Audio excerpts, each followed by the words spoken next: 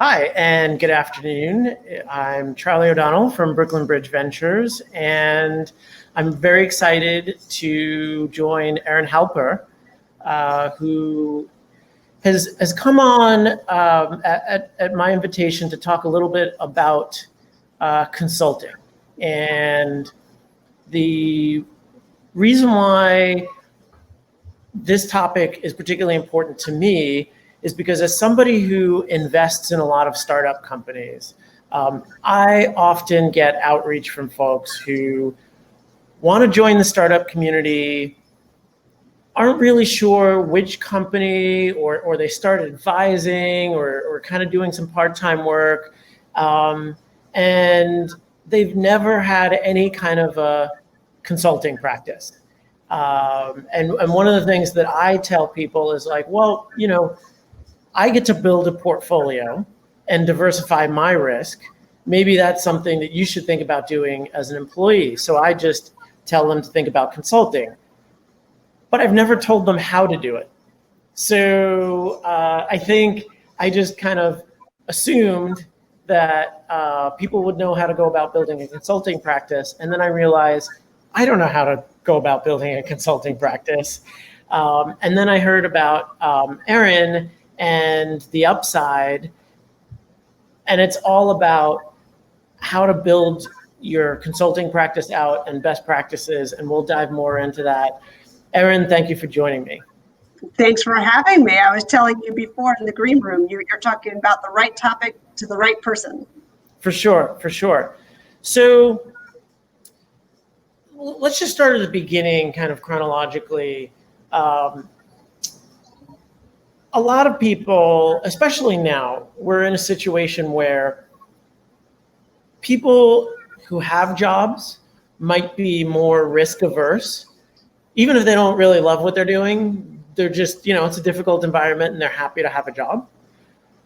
People who are underemployed are looking for ways to get hired in a way that might be less risky for employers. Right? Maybe employers might have a cap on headcount, but they certainly have more than enough work to do. So they think about hiring consultants for particular projects.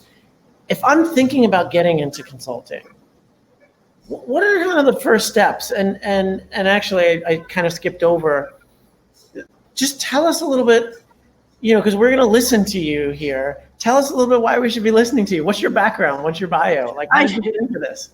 Why am I here? Why are you here? Why should anyone pay attention to what I'm talking about? Well, I'll just give I'll give the most relevant background. Mm-hmm. I spent 7 years as an independent consultant in the alternative investment space. So my clients were hedge funds, funds of funds, private equity, real estate private equity, and the likes, all institutional capital. And I did that for 7 years out of a need for flexibility. It started because I was pregnant with my first son, and we found out at 20 weeks along that he was going to require some pretty significant surgeries in order to just survive. He is a vibrant, almost 9-year-old today. He's perfectly normal and healthy, so I'm happy to say that. But at the time, there was a lot of uncertainty. And I knew, being in private equity, I was like, there's just no way I can work full time and do all these doctor's appointments and take care of this baby. It was the perfect situation. I didn't know any different. I just did it. It wasn't at a time, we're talking, this was 2008, 2007, 2008. It perfect wasn't timing. Yeah, I know, to be in real estate private equity. It wasn't a time where a lot of people were consulting. Mm-hmm. Now it's very hot. It's very popular for a lot of good reasons. At the time, I didn't know anyone doing that. I just did it and didn't know any better. And it ended up working out great. And I figured things out along the way. And by the time I got to around the 7-8 year mark, the consulting had run its course, and I decided I want to start a company to help other people do the same, because I started seeing a lot of my neighbors and friends and colleagues who, have Ivy League degrees and MBAs and major Fortune 500 companies under their belt, and they were quitting. Right. And they didn't want to quit. There's this, and I'm talking specifically about women, of course, and this applies to men and women, but everyone thinks these women just choose to stay home with their kids. They're not choosing to. They're being pushed out because there's no in between of working full time or not working at all for most people. I found the in between to be consulting.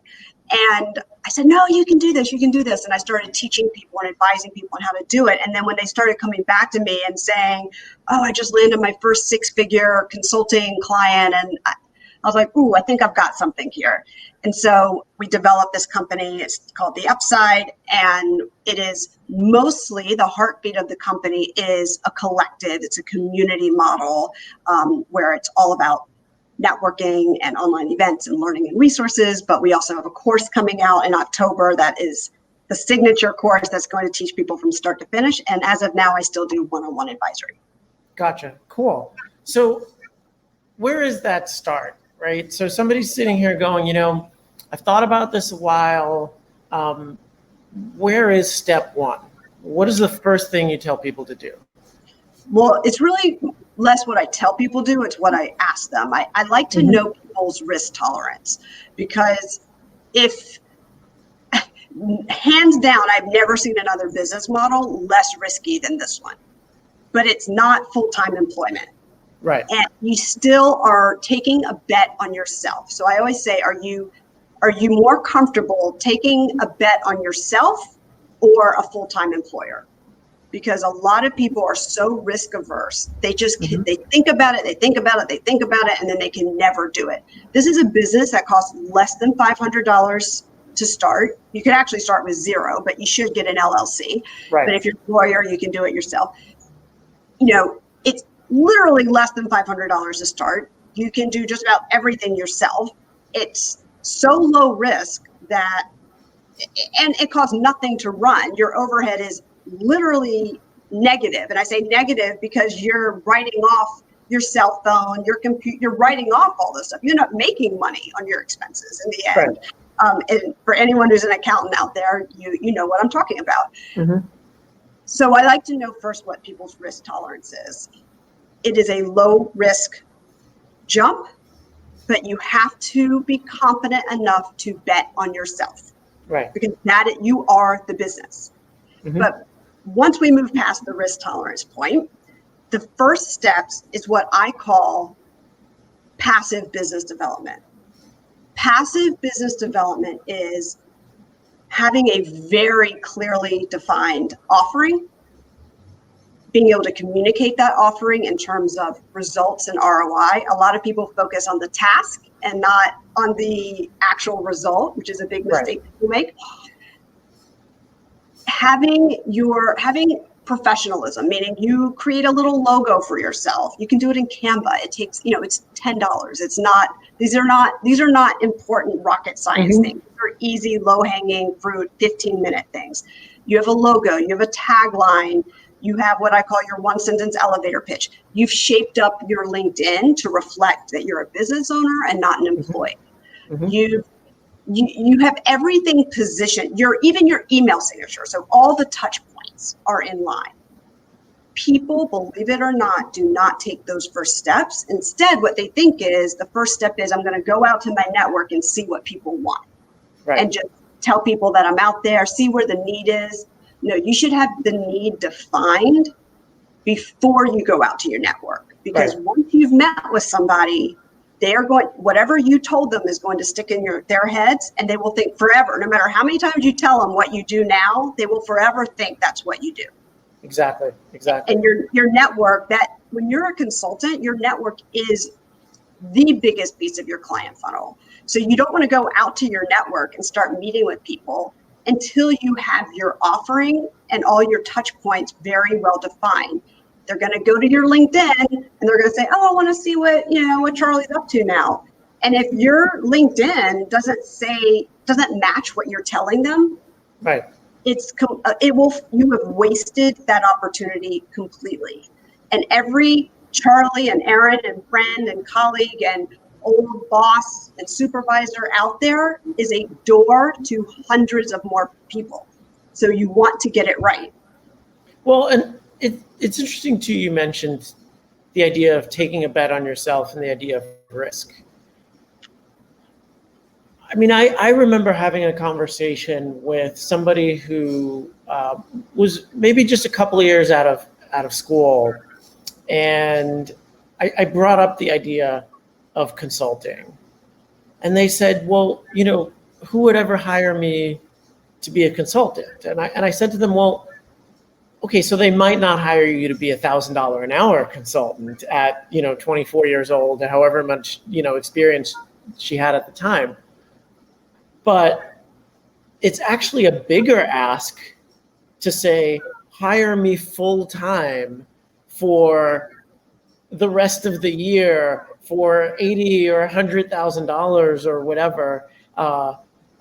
Get me a permanent email address at your company and a desk when desks were a thing, and all of this commitment, when actually it's less of an ask in some ways, with the risk that somebody has to take on you when you're a consultant. It's definitely much less of an ask for corporate. However, I will say that, thank God now, I mean, people's perspectives are finally changing, but it is corporate, they tend to be a tough nut to crack when it comes to this stuff. They tend to be pretty traditional about headcount and about consultants, and it tends to be tough to sell that idea. However, that is why I always advise people to have a day rate. Right. To say, you know what, why don't I just come in for the day? $1,800, 20, whatever. You're talking about a 24-year-old, $1,200. I'll come in for the day.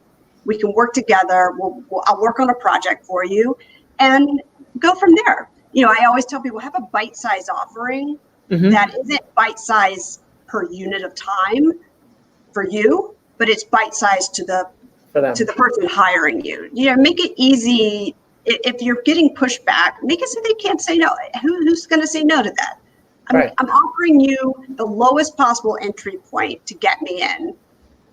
And keep in mind, when I think of companies, you're talking about corporate, like corporate. Like I'm talking about corporate. I mean, there's like 50-person companies. Yeah, I mean, there's lots of. I mean, look, you're in this. I know your world. You're in startup world. That's a different type of. There's so many different types of clients. Right. There are people who we have consultants in the upside who just work with founders, which is really more of a B2C model. Right. But we have consultants who work with Fortune 100s, and that's a whole different model. It's not a one size fits all thing for sure. You have to base it on who your network is. Where is your network? If you've never worked for a Fortune 500 company, it's going to be tough to target those. You're likely to target where you came from, and if you don't, that's probably a big mistake. You'll get a lot of pushback. For sure. So before I go burning up the airwaves on asking what people want and changing my message all the time and all that sort of stuff, I'm figuring out what my offering is. A lot of people are multi-talented. They feel like they could do a wide variety of things.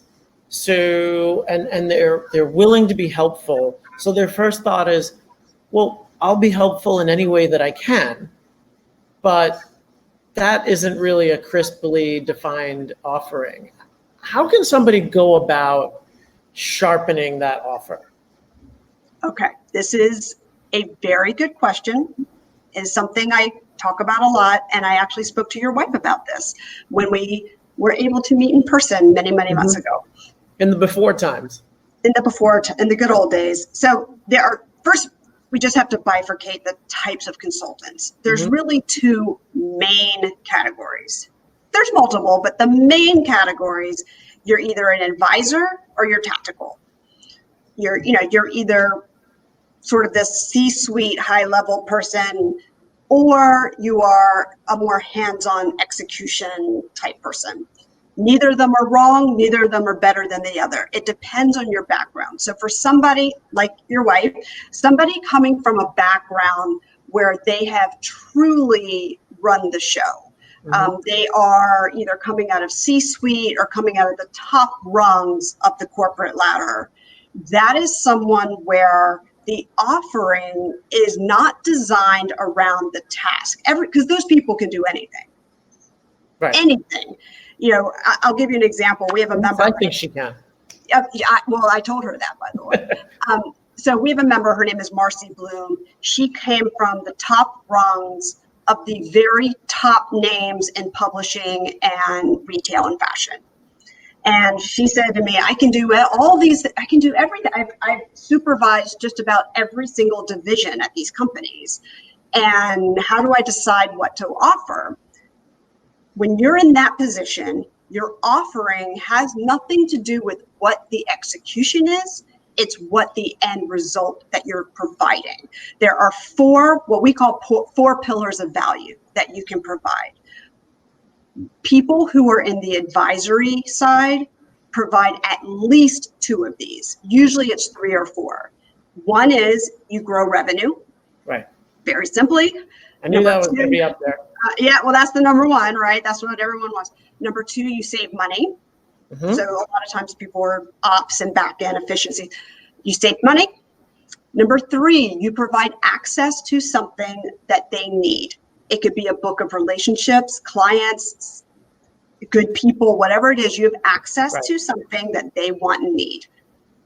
And number 4, you have the ability to solve an urgent problem very, very quickly. Right. Those are those 4, and I talk about this all the time, 4 pillars of value. So for someone like Marcy Bloom, who's an unbelievable expert and can do anything and comes from the top rungs of the top companies, she is going out and saying, I'm going to grow your revenue and provide you access to my contacts. How I do that doesn't matter. It's a holistic approach. I'm going to look at your operations. I'm going to look at your sales. I'm going to look at your marketing. I'm going to look at every department, and I'm going to go across the board and decide how we're going to solve this problem and how we're going to get you from 8 to 9 figures, next quarter.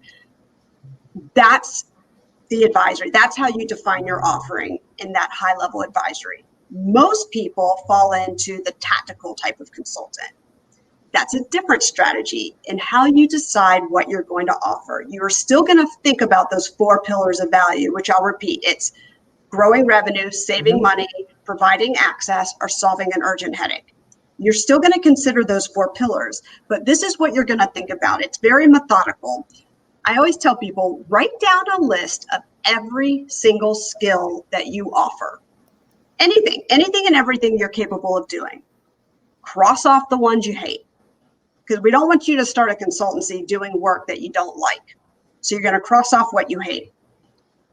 Then you're going to look at that list and you are going to circle the skills that if they were a full-time job and just a full-time job singularly, it would pay the most money. So for example, a lot of marketers are great at social media. They're great at copywriting. They're great at a lot of things. Those are very low paying skills. Right. And I've seen people say, oh, I'm going to go into copywriting. I'm like, but you also do growth marketing.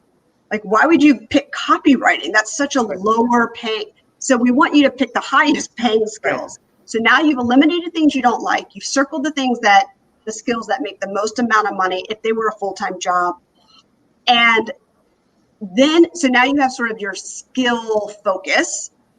Then you're going to think about your network, because the most and the best and the highest quality clients are going to come from your existing network. So you're then going to niche down into industry.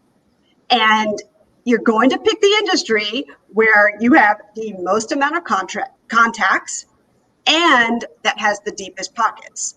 So when I went out as a consultant, I had worked in beauty for a couple of years. I had worked I'd worked in payment processing at a payment processing company for a couple of years, and I'd worked at a fund of fund and a private equity company. And so when I went to decide what I was doing in my consultancy, where do you think I went? Private equity. Right, because that was a big pool of money. They have a lot deeper pockets than beauty.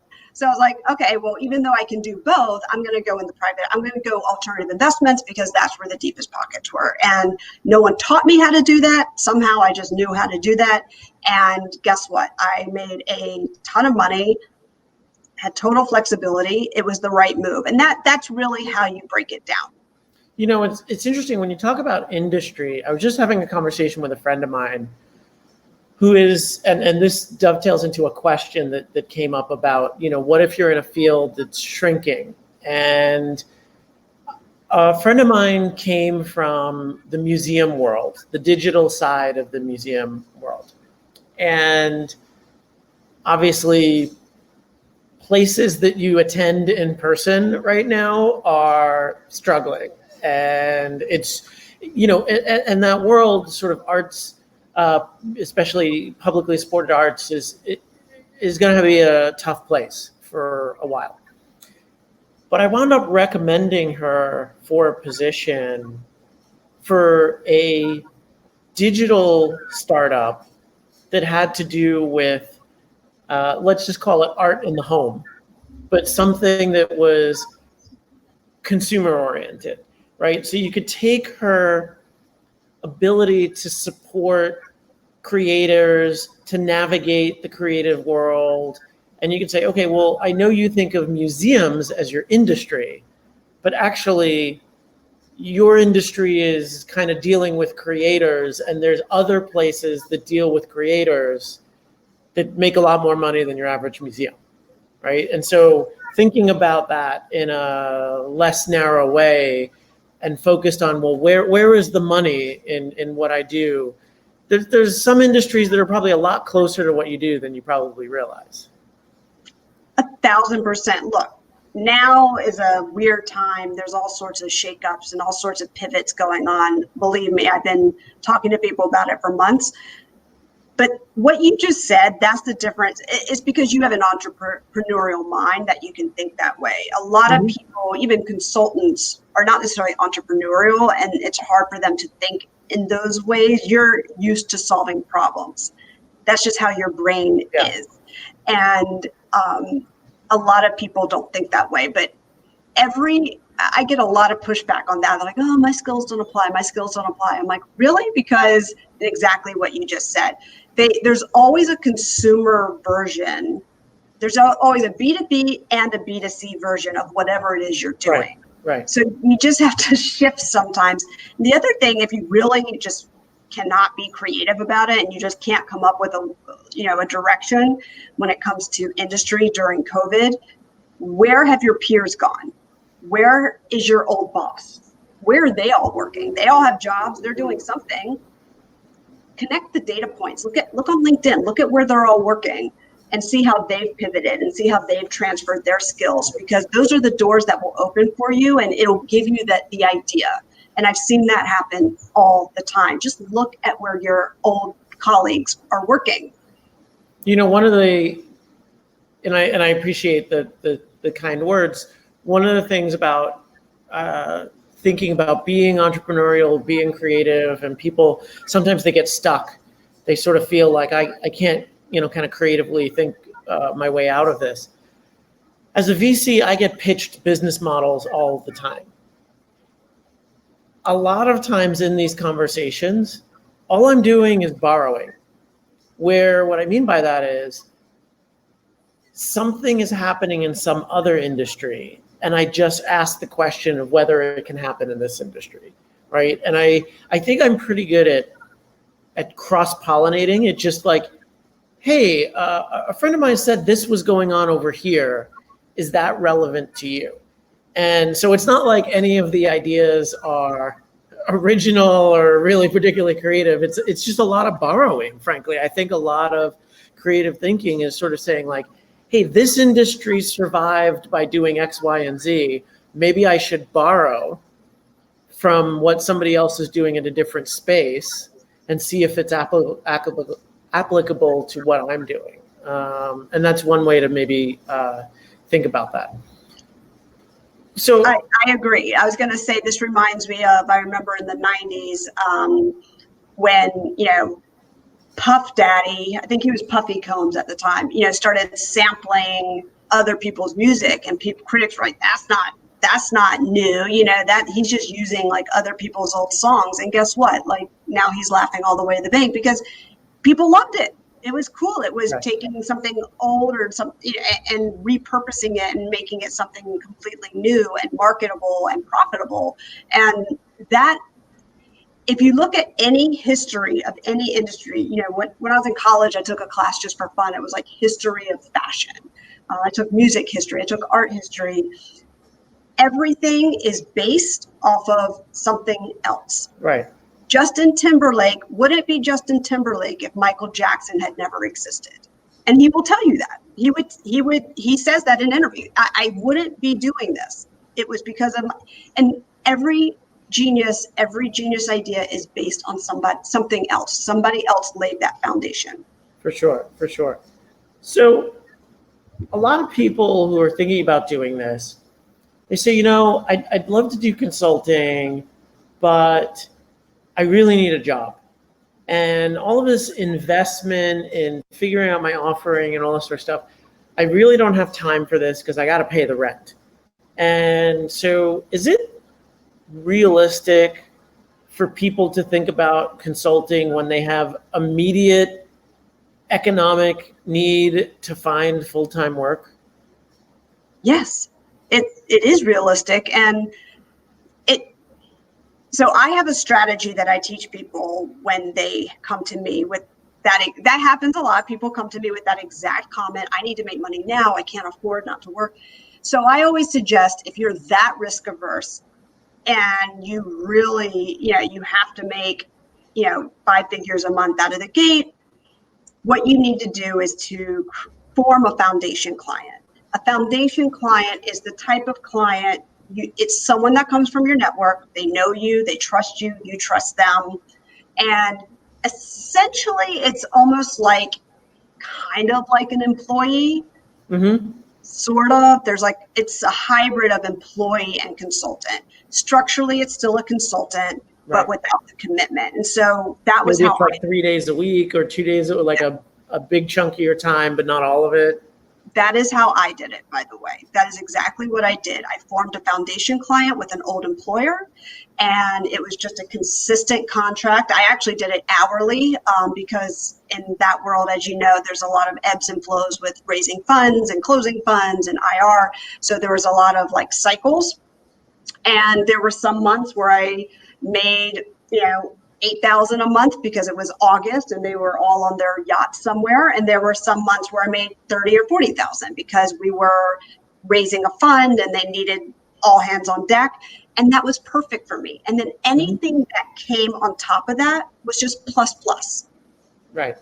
Well, and it could even, I assume it probably could even be a strategy for folks who are employed full time, who don't want to take a complete leap, but might agree to hold on to some of the parts of their prior job and say, listen, like, this is the one part of my job I really like. I'll keep doing that, but you got to find people for somebody else because I'm cutting down to 80%, 60%, 50%. But I'll stay around. I'll keep my knowledge here. That's exactly what I did, Charlie. That's exactly what I did. The problem with that, I had a very good relationship with my boss, and it made sense for everybody. It was just the right move.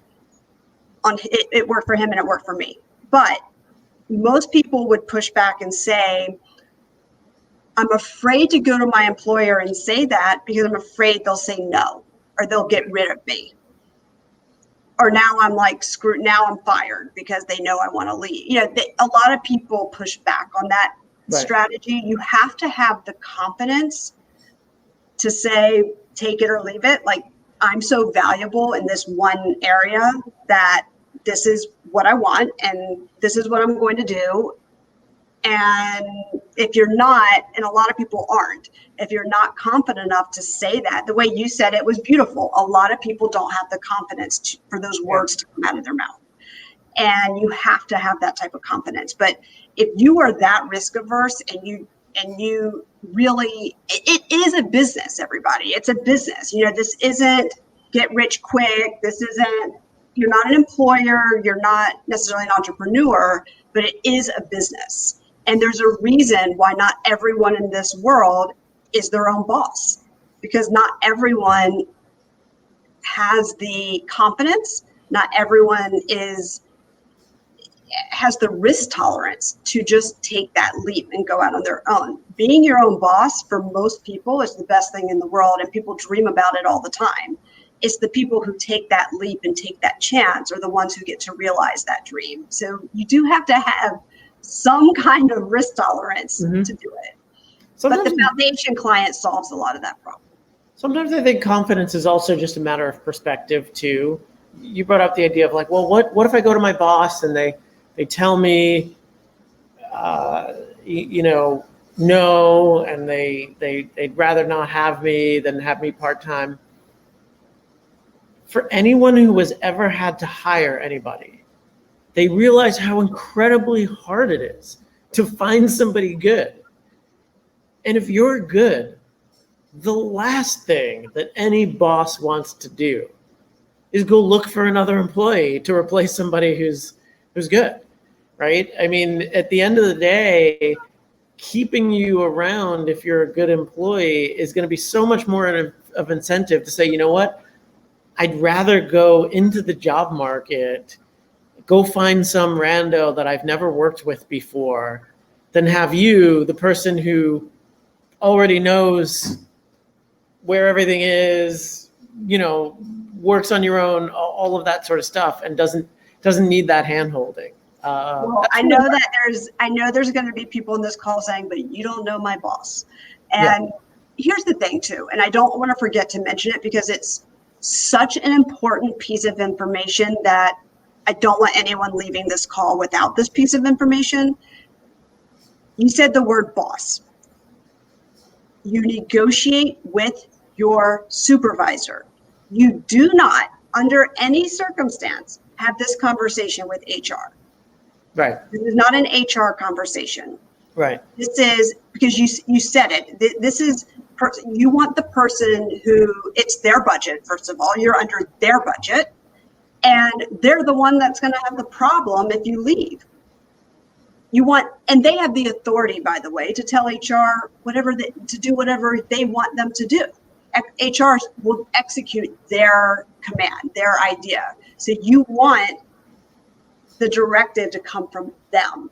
And you want to have that conversation and negotiation with the person who has worked with you the most and who relies on you the most. Gotcha. So it's funny because I've got a time management question, and there's a time management question in the Q&A. So we'll jump into that. So Dan asked a question: how do you view things like work-life balance? When you're a full-time employee, your job says to, you have paid time off. Here's your 2 weeks, here's your 3 weeks, here's your 4 weeks. Take this. In some places, you're actually forced to take it if you work at a bank or anywhere like that. The perception is that if you're a consultant, you don't have that luxury. And so I'd be curious as to what your advice is for people who are concerned about work-life balance, and also this idea that like now you have clients, you have to answer the client when they call, you can never turn the phone off, like all of that sort of stuff, which is different than when you're out of the office at a full-time employee. At least that's the perception. What would you say to that? It's a blend. Okay, so Dan, here's the thing. I like to start off with some hard talk, which is you can't have it both ways. Can't have it both ways. And here's the thing. When it comes to clients, you have to set boundaries. And similar to all of you out there, anyone who has children, or if you have a dog, they like to be trained. They want structure. The dog wants to be in his crate.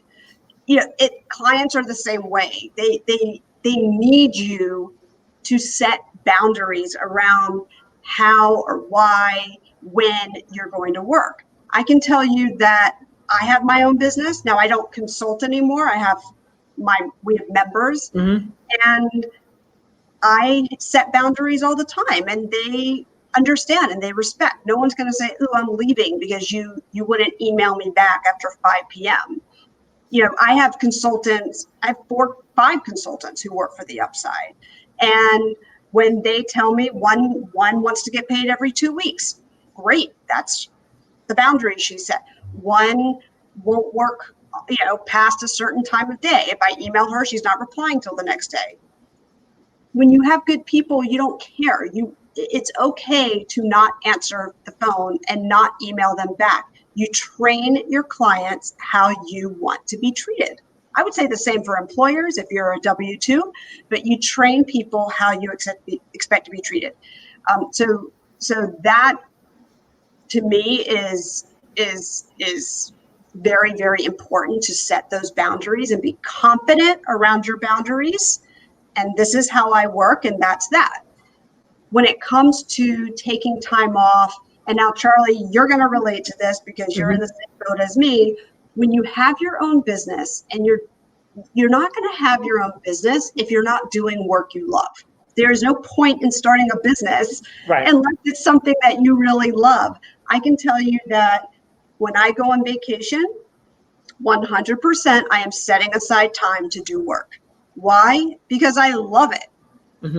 I love it. And the buck stops with me. I'm the boss. I don't have to answer to anybody. I have my stakeholders and people who pay, but I love, my husband owns his own business. The same thing. When we go on vacation, we each say, we decide for the week when each of us is going to set aside 1 to 2 hours in the day to get work done. And so getting to, and I know, Dan, this probably doesn't apply to you necessarily, but we'll talk about maternity leave, because there are a lot of people who say, well, now I'm pregnant, and like, what am I going to tell my clients? Or let me tell you something. When you have your own business, working is not a drag. When I was having my kids during the years I consulted, I was checking back in 2 weeks later. I was psyched to check back in. I was like, ooh, good, because guess what? You get to control how many hours you check in. So the first couple of weeks I checked in, maybe I worked 3 to 4 hours because I chose to. Right. Nobody was telling me. The problem with maternity leave and W-2 or even vacation days when you're an employee is that there's no like easing back in. It's like one day you're there or you're not, baby, and the next day you're back full time. With consulting, you get to ease in at your pace. Right. It's fantastic. To me, it's a plus. But ultimately, long story short, you need to block out time. The people who get burned out and dragged down by this business are people who have their phone set to ping every time they get an email. My pings are off. I get no pings. There's no sound on my phone. I'm not a surgeon. I choose. I control my phone. My phone does not control me. I choose when I check, and I block out time. When I'm taking time off, I block out set time that works for my schedule to check in. Right. And I also think too, there's this sense that answering client questions and requests is what the client wants. And I don't necessarily think, so for example, like I have investors in my fund, and one of the investors in my fund, I remember he reached out to me and he said, my friend is starting a company. I'd love for you to meet with him and check it out. And I looked at the deck, and it was just not something that I was ever going to invest in. It was a space that I knew well. And I decided that like, this just isn't a great way to make a lot of money. And I replied back to the founder, and I BCC'd my investor. So someone who had given me a fair amount of his money, right? And I said, hey, I looked at the deck. Here's why I'm passing on this. Here's like 4 reasons why I don't think this space is a great place to make a lot of money. Obviously you can prove me wrong, but like, I value your time and this is just not something that I'm going to get there on. And the investor responded to me like, hey, dude, come on. Like, I gave you some money. I was kind of hoping you'd meet with my friend. And then the friend wrote back, the founder, and he's like, you know what? This is the first time I've ever gotten real feedback. He's like, I've gotten plenty of meetings where I felt like they weren't even paying attention. And the founder didn't want the meeting. He wanted his startup to be better. He wanted to get the feedback. And for the 5 minutes it took me to write the email, I solved his problem. I got him a deliverable. I didn't have to meet with him. I didn't have to spend time. And the founder was like, man, that was great. I really appreciate the feedback. Totally disagree with everything you said, but that's fine. It's really helpful. You always do. And I'm going to, right. And I'm definitely going to tell more founders to come and pitch you. And it's funny because my investor was like, wow, like I take it back. Like I thought I wanted you to meet with him, but really I was just trying to be helpful, right? So I could have taken the meeting and spent an hour with this guy just because I felt like, well, this is sort of my client and I have to do whatever they say. But I found a way to do it in my own way and still solve the problem. So you don't have to answer every single client ask. You have to do what you promised to do, and you can do it in your own way. So I totally buy into that. There's another question here. Rebecca asked about focusing on results and ROI. So when you're first starting out, you don't have prior consulting clients. So you're going into places and saying, I can do this for you, but it's not like you have a white paper of the last client you had. So how do you get over that hurdle of not being able to show that you've done this for other clients? Because you've worked. It's employers and clients. Not your first job ever. It's no, exactly. Well, and if it is, then you shouldn't be consulting. But it's not. So one thing I teach people, by the way, is for people who do want to create a website for their consulting, I always say, put all the logos of the companies you've ever worked for and just say, companies that have trusted me or companies I've worked with. You don't just say clients because they're not necessarily clients. You have worked with them. But you work with them and it communicates that value in the same way.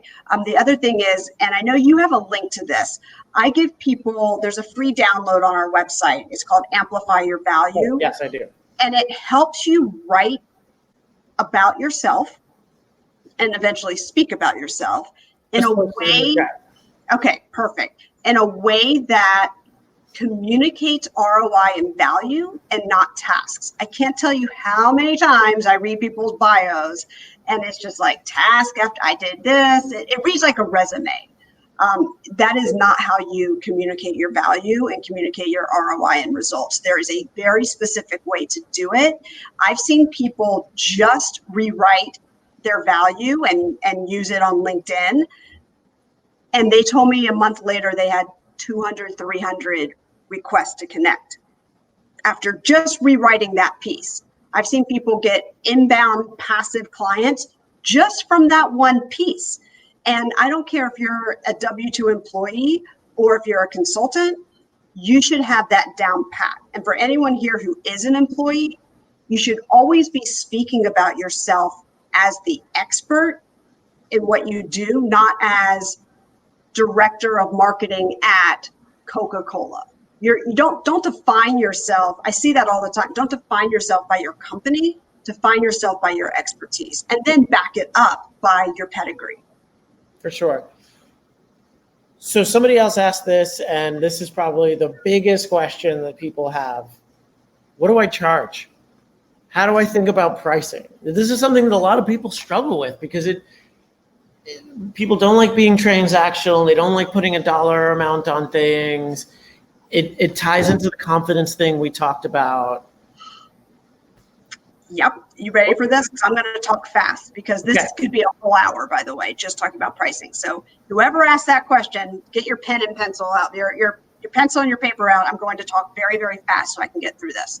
So I'm going to go through, there's different pricing structures, and not all pricing structures apply to every type of consultant or every type of client. So let me just walk you through them. First of all, there's an hourly rate. Everyone should do an hourly rate no matter what. Just real quick, and even number and quick numbers sakes, if you make $100,000 a year, or I always say should make, should be meaning because we know women make 70, 80 cents on the dollar to men, so you need to like bump it up another 20%. You've got bonus, you've got healthcare, all that. So let's say your salary is 100, your bonus is 20, and everything else adds up. It's like 200,000, like the total value of what would be your full-time job. That means you're making $100 an hour. Okay, that's what that comes out to in a 40-hour work week. But you're not going to charge $100 an hour. Why? Because they have to pay a price for the flexibility to be able to use you whenever they want. The less commitment, the higher the price. Right. So I always say, multiply it by like 1.3 on the very low end. That would be someone that is a very long-term relationship, all the way up to like 1.8. So if you're making $200 a year, which is $100 an hour, you can charge like $150, $175 an hour if you want to do an hourly rate. That's a really interesting way to think about it, because I've heard people come at something along those lines in terms of that a consultant, because they're not working 40 hours a week, 52 weeks a year, because you need time to find the next client. So you have to sort of build that in. But what you're coming at it from the perspective of, you have to pay me a premium if you're not going to commit to me. So in some way, the more you commit to me, the less I'm willing to go, which is a little bit like a volume discount. I mean, if you can sort of there is a volume discount, and the reason why is what you just said, because time is money when you're a consultant, and right. You have to keep doing business development. If someone just wants you for like a bit job, and okay, great, now that job's over, I gotta get another. This is where the word hustle comes in, which is like a very dirty word to me. I hate the word hustle. Mm-hmm. I don't want my consultants to hustle. I want clients to come to them. My consultants build businesses where clients come to them. That is the goal, to do no business development, to have so many clients coming to you that you have to either turn people down, or you get the privilege of only picking clients that light you up. That is the ultimate goal. So that was just the hourly rate. Right. What does hourly rate work really well for? For demanding clients. Oh, you want me to answer you at 5 p.m. on a Friday? Great, I don't care. I just charge you $300 for that call. What do I care? Demanding clients, clients who need long-term help with lots of ebbs and flows. So their business is cyclical, but they do need you long-term. That's where hourly rate works really well. Where it works horribly is if your main value is access. So you said something before. You said in 5 minutes, I was able to give him, access to my ideas. And I don't want to be charging for 5 minutes at a time. You don't want to be charging for 5 minutes at a time. But what the point I'm actually trying to make is that 5 minutes of your time is 20 years of experience. Right. To get to that 5 minutes. So we have a lot of members who have access to major relationships. A lot of them work in retail, on the back end of retail, and they'll have relationships with all the biggest buyers. And they'll say, we laugh about it, because potential clients will say, I want to pay you hourly. Like, I want you to like call, like, I'd love, no. Nope. My base is 10 grand a month with a 6-month minimum, plus a 25% commission or whatever it is. And they're like, whoa, but you can't, so hourly works really well in certain situations, but not. I mean, this from the fundraising world, right? I mean, like somebody could make an introduction to me for a high, I have literally had somebody make an introduction to me to a family office that invested $1 million into my fund. And it took him no more than 3 minutes to write the email. But in terms of the value to me, it was huge. There's no hourly rate that makes sense for that. No hourly rate that makes sense for that. That would clearly be, I mean, in the fundraising world, there's structures that are best practices in common that everyone knows. So that's easy because there's a certain expectation of what you make off of those. But anyway, your book of business, your relationships are extremely valuable. So if that's what your best value is, if that's your pillar that stands out the most, you cannot charge hourly for that type of thing, for that type of access. So that's just hourly. And that's the most common thing because everyone wants to know, what's my hourly rate? And it gives you a good frame of mind for what to charge. But it gets a little more complicated. So there's project fees, but there's project fees based on hours and there's project fees based on value. So project fee based on hours is my least favorite because it penalizes you for being efficient and it invites a lot of scope creep. So I always say if someone's going to do a project fee and calculate how many hours it's going to take them to do that project, make sure you have an hourly rate on hand in the contract and in the SOW that says, if we go over this scope, I have an hourly rate for anything that's additional. Right. Then there's project fees based on value. Value is, here's a perfect example. I'm looking right now at an ad from Macy's on my desk. I don't know why I have that sitting on my desk, but it's like from a newspaper. So I'm looking at this ad. So let's say Macy's wants to redo their logo. Any designer would tell you how many it might, that's a big project. I mean, this is a major national brand. What is that worth to Macy's? I mean, that's incredibly valuable, like millions and millions of dollars. But honestly, it probably would take me like 5 to 10 hours to really get that. Right. And most of that is back and forth with the people at Macy's. The actual time it takes me to execute that is like nothing. Mm-hmm. What do you charge for that? Charge Macy's differently than you charge the store down the street. And immensely differently than you would if you calculated the amount of hours it would take you for that project. That's probably a $100,000 project that takes you 5 to 20 hours. Right. That's value pricing, is really understanding what the end result is and pricing around, I always say between 5 and 10% of the total value. So if the total value that you bring to the table is 10 times the rate, that makes sense. That makes sense. And that is a very advanced way of pricing, but it works really, really well. Really well. And then you get down to, like I said, there's day rates, and day rate is the most premium. Because by the way, when you do an hourly rate, there's a minimum. You can't just buy my time for 3 hours. That's not going to work. My minimum is $5,000 for a project. If you want to hire me, you have to hit a minimum, and that's what the day rate is for. Especially in your world, startups. Oh, we don't know what we want. We don't have the budget. Blah, blah, blah. Great, I have a day rate just for this purpose, and I'll come in just for the day and work with you and accomplish this goal. Day rates are the most expensive per unit of time. So you're going to multiply your hourly rate by like 10 to 15. Gotcha. Even though the hours are 6 to 8 hours. Gotcha. And, I could go on and on about pricing. The idea is you want to really just think about the value of what you bring to the table, and how you get to value has a lot to do with the questions you ask during that meeting. In fact, you should be asking, you are in control of that meeting. It is not an interview. It is not a pitch. It is you asking questions with the sole purpose of figuring out exactly what the true problem is that you're there to solve, and understanding in the client's words how they value it in dollars. Right. Versus asking, I've had plenty of consultants say, what's your budget for this? No. You never ask that. Never, ever should any of you ever ask, what is your budget?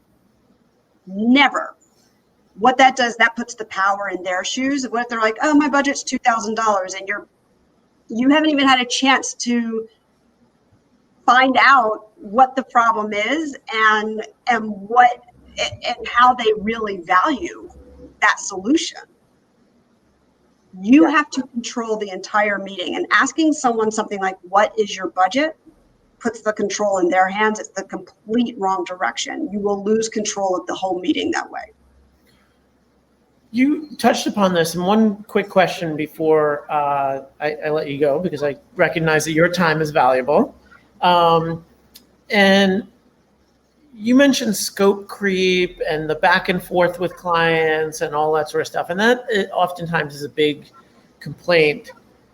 How do you set expectations around the communication aspect of stuff, the amount of time, the back and forth, the edits, and all of this sort of stuff that isn't where the client, you've delivered something and the client is burning up your time to say, well, it's not quite delivered yet, or, oh, it's this other thing. Any recommendations around corralling a time-sucking client?